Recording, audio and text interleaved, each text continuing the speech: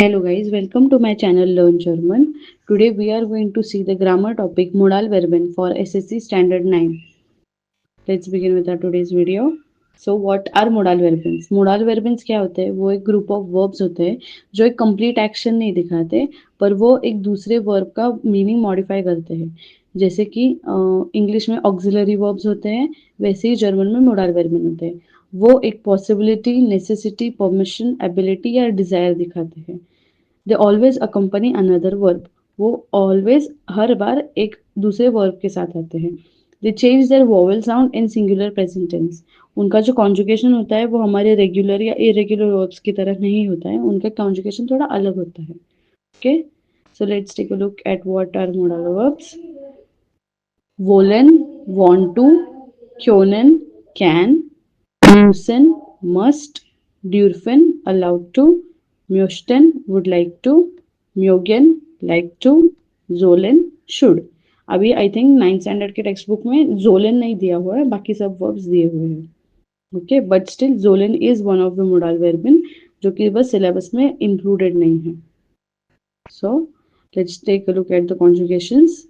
wollen, want to, ich will, du willst, sie will, wir wollen, ihr wollt, sie wollen.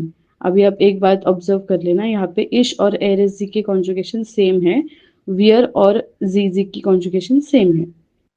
Next, können, can, ich kann, du kannst, sie kann, wir können, ihr könnt, sie können. Müssen, must, ich muss, du musst, sie muss, wir müssen, ihr müsst, sie müssen. Dürfen, allowed to, ich darf, du darfst, sie darf, wir dürfen, ihr dürft, sie dürfen. Möchten, would like to, ich möchte, du möchtest, sie möchte, wir möchten, ihr möchtet, sie möchten. Mögen, like to, ich mag, du magst, sie mag, wir mögen, ihr mögt, sie mögen.